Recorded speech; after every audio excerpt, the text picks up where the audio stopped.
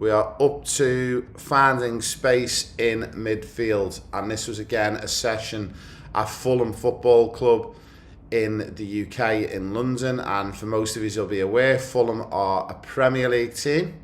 Okay, and we are just about to just double check that we got this right one.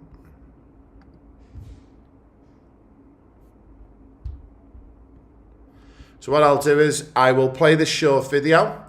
I want you to make some notes on this particular session if there's anything you want to ask, and then what I will do is I will walk us through the session, and I'm going to take you through, if you are playing or if you're working or coaching or you're a player yourself, we'll work it from that under 7, under 8, under 9 age group. We're a real simplified session, and then what we will do is we will build it up all the way up to a really high level, as if you're playing semi-pro or open men's or women's, even at like that Premier League level, and some of the variances that we could add in on that particular session. So if you don't have one, guys, grab yourselves a pen, piece of paper, get your device to make some notes on, lock yourselves in. If you want to go and grab a quick drink, you've got about 30 seconds until we start, and then we are going to be taking you through finding space in midfield. Now, if you watched our last session, it is a little bit of a follow-on from the last session that we've done, and we're just going to go into a little bit more detail. So enjoy this short video. You'll now notice in the progression to this older session, we've got reds versus yellows, and then you'll notice that we've actually got one player in a blue bib just here. Now, the way this game's set up, it's to give an overload of one extra player. So what we'll do is we start with possession, and we start with, currently reds are on possession and they're playing the ball reds to reds, but if they want to try and get out, they've got to try and find the ball into the blue player as the overload player. Now, if the yellows win possession, again, the focus is on transition, and we're looking for the yellows then to try and feed the blue player to get a point. So the idea is, can we get an overload? Can we build up possession? And can we focus on that transition? Again, with your diameters on this session, you can set it up for a 10 by 10, a 20 by 20. It's always good to start with a big space and then small in the space to make it harder for the players. But again, we're looking, can we get the ball out into this blue player? And can we get the ball into her feet or his feet? And then away we go. So again, it's all around transition, possession, and we've got one player as an overload player. Good luck. Okay, so that was a little bit of a short explainer on that one. What I'm going to do is I'm going to now spend the next 10 to 15 minutes going into detail a little bit more for you guys, and help you understand it as a coach, and how you could integrate this one based on the different age groups that you're working with. So if you just bear with me for a few seconds, and I'll just load up my screen.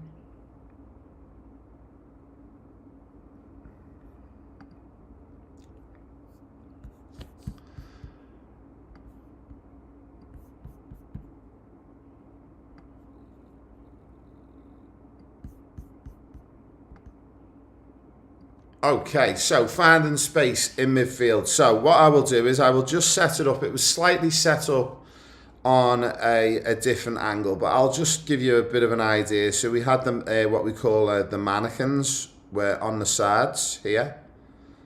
Now these mannequins in this game now were actually not being used, but I'm just going to put them in just so you see it for the setup. Then we had two teams. We had reds versus yellows, and again, it doesn't matter what colour bibs you've got, whatever you can do to make it work, that will work. Okay, and then we had a floating player,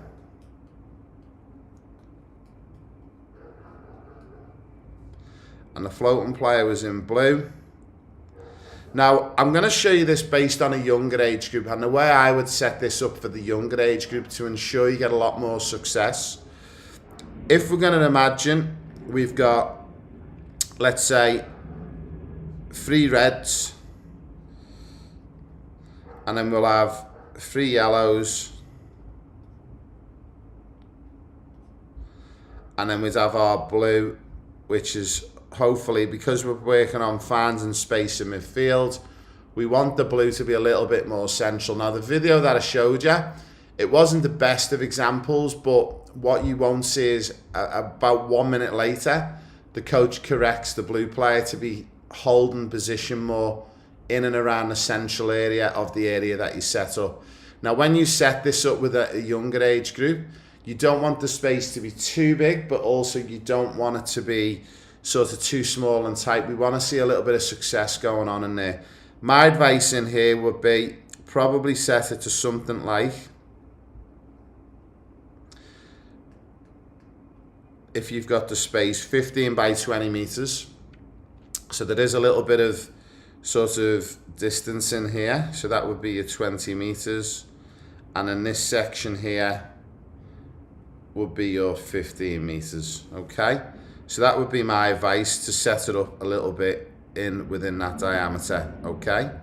Now, what we need to make sure is, and I'm just gonna now show you how we set this up. So we'll leave our blue player in the middle. And what we're gonna do is, for this particular game, we're gonna say that we've got a yellow there and we've got a red there. So that obviously tells you that reds are shooting up this way and yellows are shooting this way. And I'll explain how we're going to set this one up for the younger age group. So if we put in our other 3 yellows, so give us 4, and then we'll put in a couple of reds. Okay, now what we're looking for is, when the yellows are on the ball, they're trying to get the ball to the blue player, and then once they've played the ball to the blue player, then they can get the ball back, and then if they get it to this player in here, that counts as 1 point. Okay, now what we say to our younger players, especially the 8s, 9s and 10s, if you can't get it into the blue, we want you to build up possession, and we want you to be patient. Now, some coaches wouldn't take this on with younger age groups, and they think it's going to break down too much, it's going to be too hard. Don't underestimate your playing group. They'll actually surprise you, okay? So what my recommendation in here would be is, when you set it up, if yellows are in possession, you can just say to them, play possession. You can get the ball into this player still, but it doesn't count as a goal until you've successfully got it to the blue. Then the blue has got to give it back to one of these outside yellow players before they can then play the pass into the player on the outside, and that would count as a goal. So that is a great way you could set that up for the younger age groups. Now, the next question I'm going to answer, because I can see a lot of you are saying, look, my boys or girls are only very, very basic level, they're not going to be able to cope with this. Well, what we can do is we can add in a rule, and the rule you can add in is that the team in BP, and if anyone doesn't know what BP is, it just basically means ball possession. So the team that's in possession can't be tackled. Now you might say, well, that's not really fun, it's not really like a game. Well, it is, because what we can say is, if the yellows are in possession, okay, they can't be tackled, but the teams in red can actually force mistakes. They can try and force mistakes by forcing the yellow team to make a mistake by adding pressure. Can they intercept a ball? So let's imagine we'll put our red player here, and the yellow team's got the ball here. As this ball's travelling, this red player can intercept to get the ball. So they're not tackling, but it's giving the team in yellow a little bit more of a chance to try and build up that possession. So team in ball possession can't be tackled. That is a great way of actually just pulling it back to a really, really, really simple level, okay? The other way you can do this, and this is the final one with the younger age groups, and I absolutely love this one. This was one of my favourite ones, and one of my favourite ways of doing this game. You can actually have 2 balls in play, okay? 1 ball for the yellow team, 1 ball for the red team. And what you do is you basically give them a timer. So the timer might be 45 seconds on the clock. And to score a goal, they've got to build up possession. They've got to get the ball into the blue player. The blue player's got to get it back out. And then they've got to pass the ball to a player on the outside. Now, what I would recommend you do with these players here and here, I would make these blue players as well, which means both teams can score either side, but they can only score once they get it into this player in the middle and then they receive it back. So it's got to be sent into this player and then sent back to a player within the middle before this player can then play it in there. Now, the idea of two balls is there's no tackling going on, there's no pressure, so you're going to get a lot more success with passing, and you're going to get a lot more success with then actually scoring a goal and getting it to the outside player. So as you've seen in there, if we're talking about an age group of, let's say, 8 to 12s, the way I've set it up and structured it from the beginning to the end, you've seen the different levels and the way we can pull it back, where we've stripped it all the way down where there's no tackling and both teams have got a ball. Then we step it back up a level again where teams can't be tackled and you've got one ball and players can only intercept. Or if your players are then really getting success with it, you can then strip the tackling rule out and go to fully normal rules. So there's about 3 or 4 levels in there for 8 to 12s that you can work on. So hopefully you guys are understanding that and you can see the benefit of that one in there.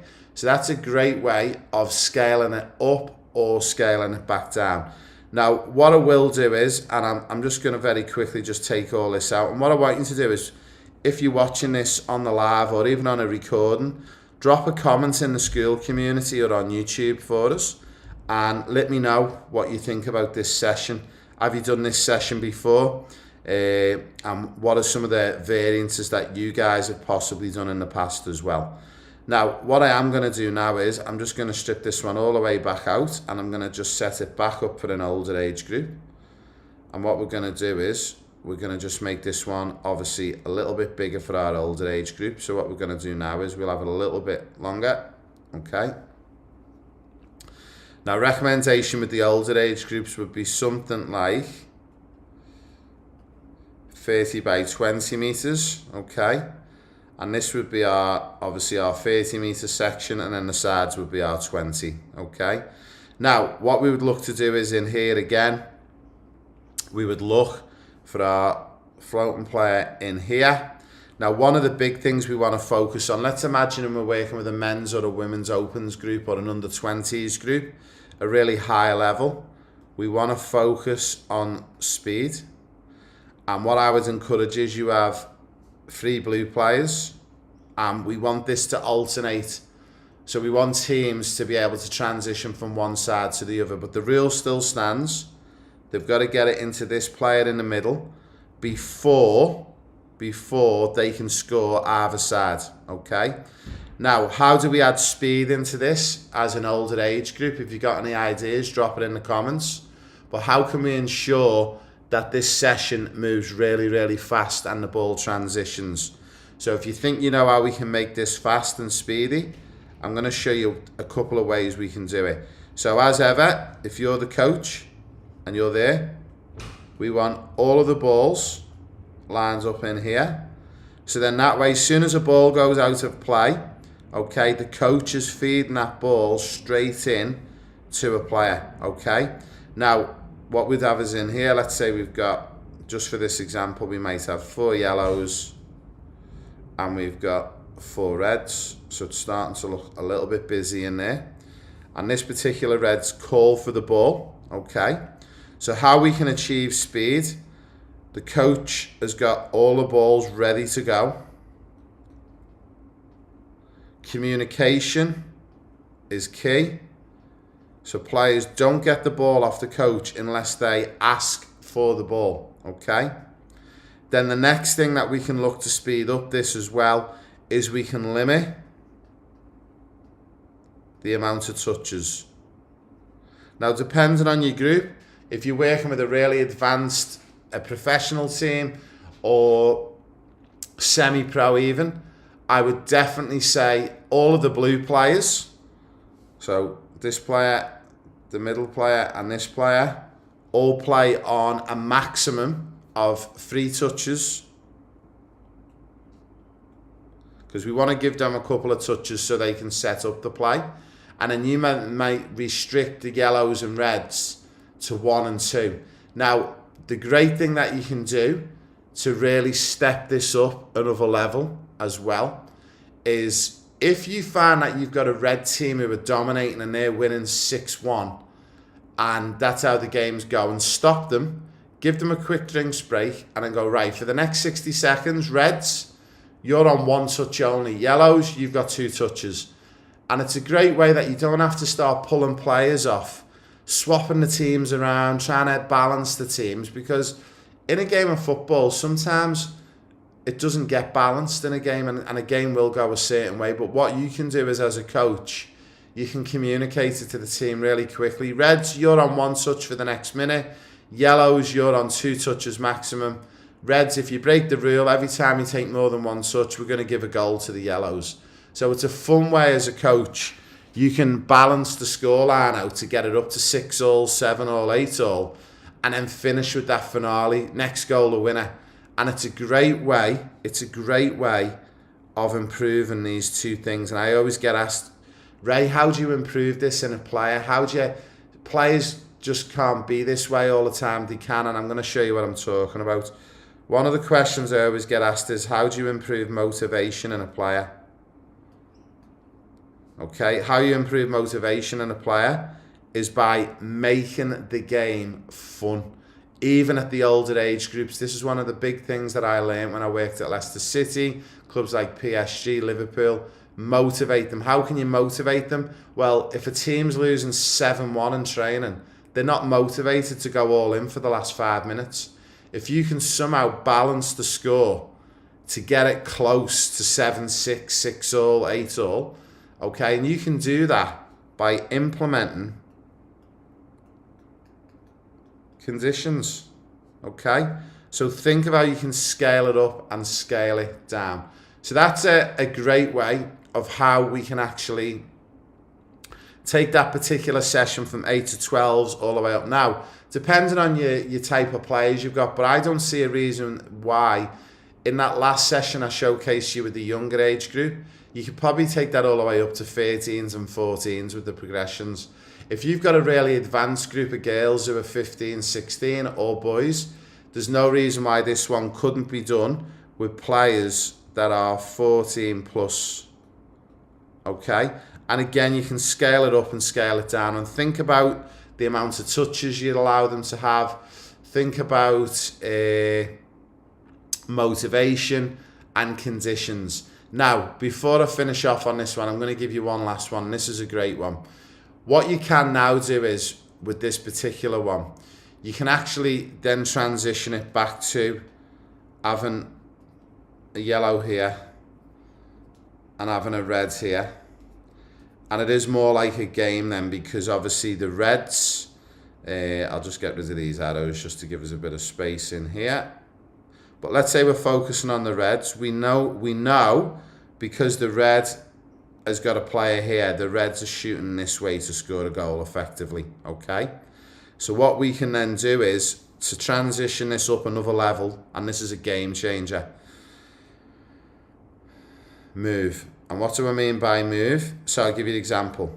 Let's say this player plays it into blue here. Blue plays it back out to red. This red can now score. As this red plays it in here, what we now force this red player to do is dribble out with the ball and look for a pass. This player who originally played the ball has now got to follow his or her pass, and they become this red player in here. So what it's doing is they're rotating, and this is all about rotation in the midfield. Now, I don't want you to get caught up with this one if you're coaching 12-year-olds who only train once a week. It's not going to work, okay? But if you're looking for that next level to take it up to the real top level, This is a great way you can take this up to the top level. Would this be used at Premier League level? 100%. These are the type of sessions that the men's or women's in the WSL or the Premier League, the EPL are doing. So my advice would be, if you're looking to scale it up to a next level, this is a great way you can scale it up. Now, the beauty about these videos, guys, you can watch these back, you can pause them, you can rewind it back, and you can actually take out the snippets that you want. But one of the big things I will say is, especially with the younger age groups, especially with those sort of 7 to 13 age groups, don't confuse it, but also don't underestimate them. Don't think you've got to start right at the beginning where they've got one ball for each team, okay? I'd rather you start at 2 or 3 levels up where struggle's happening, and then if it's struggling to the point where there's no success and the session looks awful, then pull it back a level. And this is a great way you can do it, okay? But don't underestimate your players. They will surprise you.